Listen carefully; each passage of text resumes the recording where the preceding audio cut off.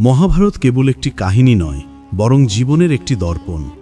মহাভারত হল ধার্মিকতা ও অধর্ম, সত্য ও ছলনা, পছন্দ এবং তাদের পরিণতির একটি গাথা। কিন্তু এই মহাকাব্যের কেন্দ্রবিন্দুতে একটি প্রশ্ন রয়েছে, যা শতাব্দীর পর শতাব্দী ধরে অনুরণিত হচ্ছে। ভগবান শ্রীকৃষ্ণ, যিনি স্বয়ং ঈশ্বর ছিলেন, কেন যুদ্ধ বন্ধ করেননি? মহাভারতের যুদ্ধ শেষ হওয়ার পর গান্ধারী কৃষ্ণ এবং সমগ্র যাদব বংশকে অভিশাপ দিয়েছিলেন, কারণ তিনি মনে করেছিলেন যে কৃষ্ণ যদি চাইতেন তাহলে তিনি এই মহাবিপর্যয় রোধ করতে পারতেন। কুরুক্ষেত্রের যুদ্ধ কোনো সাধারণ সংঘাত ছিল না, এটি ছিল এক বিরাট ধ্বংসের যুদ্ধ।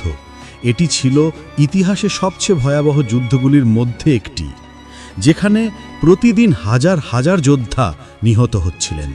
মহান যোদ্ধা যুদ্ধক্ষেত্রে নিহত হচ্ছিলেন এবং ক্ষত্রিয়দের একটি সম্পূর্ণ প্রজন্ম নিশ্চিহ্ন হয়ে যাচ্ছিল। এটি কেবল ক্ষমতার জন্য যুদ্ধ ছিল না, বরং একটি যুগের সমাপ্তি ছিল। কিন্তু প্রশ্ন ওঠে, ভগবান শ্রীকৃষ্ণ যদি সত্যিই ঈশ্বর হন, তাহলে কেন তিনি এই মহাবিপর্যয় বন্ধ করেননি?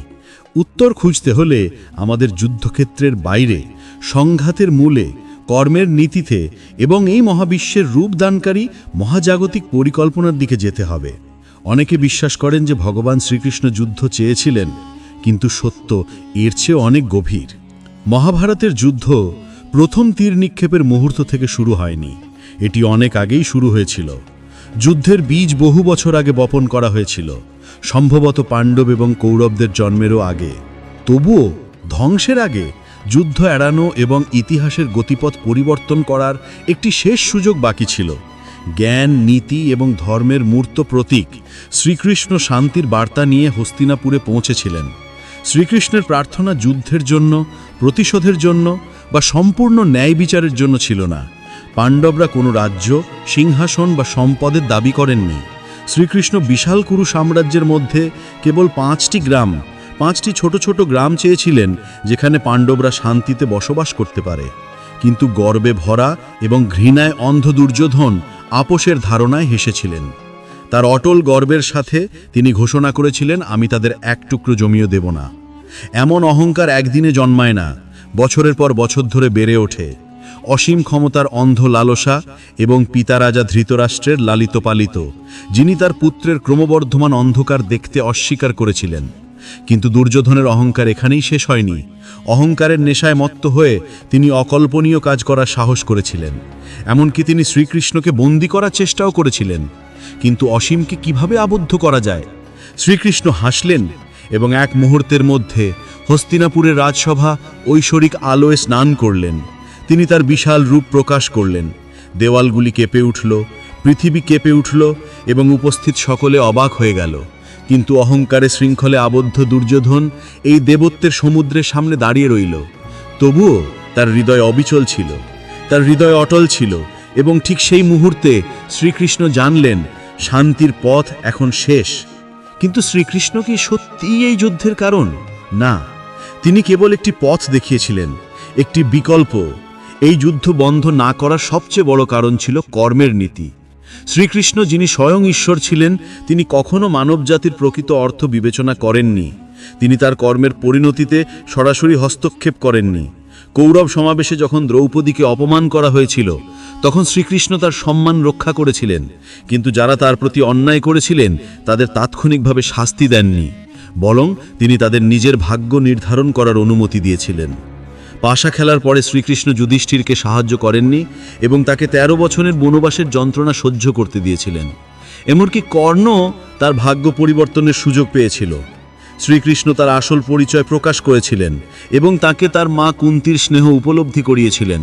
তবে দুর্যোধনের ঋণের ভারে ভারাগ্রস্ত কর্ণ নিজের ধ্বংসের দিকে এগিয়ে গিয়েছিলেন। কিন্তু কর্মের বাইরেও আরেকটি শক্তি কাজ করছিল। স্বয়ং ঈশ্বরও তার ইচ্ছায় সমরের প্রবাহকে বাঁকাতেন না। তিনি যদি এই যুদ্ধ বন্ধ করতেন, তাহলে তিনি এই পৃথিবীতে যে চিরন্তন আইন প্রতিষ্ঠা করতে এসেছিলেন তা ভঙ্গ করতেন। কৌরবরা তাদের নিজের ধ্বংসের বীজ বপন করেছিলেন। যুদ্ধটি ছিল তাদের নিজস্ব কর্মের ফল। এবং এই যুদ্ধে শ্রীকৃষ্ণ কখনো ভাগ্য পরিবর্তন করেননি বা কর্মের নীতি লঙ্ঘন করেননি।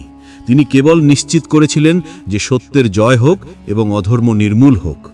কিন্তু যখন যুদ্ধের মুহূর্তটি উপস্থিত হলো তখন অর্জুন বিচলিত হয়ে পড়লেন। তার হাত কাঁপতে লাগলেন এবং গান্ডীব তার হাত থেকে পড়ে গেল। তিনি কিভাবে তার নিজের আত্মীয়দের সাথে যুদ্ধ করতে পারেন? তখন ভগবান শ্রীকৃষ্ণ গীতা প্রচার করলেন, যা সময়ের চেয়েও বেশি সত্য। যুদ্ধ থেকে সরে আসা শান্তি আনবে না, বরং এটি কেবল অধর্মকে বাড়িয়ে তুলবে। তবুও ভগবান শ্রীকৃষ্ণ অর্জুনকে যুদ্ধ করতে বাধ্য করেননি। তিনি তার ইচ্ছা তার উপর চাপিয়ে দেননি, বরং কেবল সত্য বলেছিলেন। তিনি অর্জুনকে ধর্ম ও কর্ম সম্পর্কে অনেক কিছু শিখিয়েছিলেন, কিন্তু চূড়ান্ত সিদ্ধান্ত তার ওপর ছেড়ে দিয়েছিলেন। অধ্যায় 18 শ্লোক 63-তে তিনি বলেছেন, এইভাবে আমি তোমাকে এই জ্ঞান ব্যাখ্যা করেছি যা সমস্ত রহস্যের মধ্যে সবচেয়ে গোপন। এটি সম্পর্কে গভীরভাবে চিন্তা করো এবং তারপরে যা উপযুক্ত মনে করো তা করো। এখানেও ভগবান শ্রীকৃষ্ণ অর্জুনের ওপর চূড়ান্ত সিদ্ধান্ত ছেড়ে দিয়েছিলেন। তার ভূমিকা ছিল কেবল পথ দেখানো। এটি অনুসরণ করা বা না করা সম্পূর্ণ অর্জুনের পছন্দ ছিল। সেই মুহূর্তে অর্জুন বুঝতে পেরেছিলেন। তিনি আবার তার ধনুক উঠিয়েছিলেন, এখন ভয় নয়, ধর্মের নির্দেশনায়। ভগবান শ্রীকৃষ্ণের লক্ষ্য কেবল যুদ্ধ বন্ধ করা নয়, তার ভূমিকা ছিল জ্ঞানের আলো ছড়িয়ে দেওয়া। তিনি অর্জুনকে প্রতিশোধের জন্য বা ক্ষমতার জন্য যুদ্ধ করতে বলেননি। তিনি কেবল বিজয়ের জন্য যুদ্ধ করতে বলেছিলেন, কারণ এটিই তোমার ধর্ম। মহাভারত কেবল ইতিহাস নয়, এটি যুগ যুগ ধরে একটি শিক্ষা।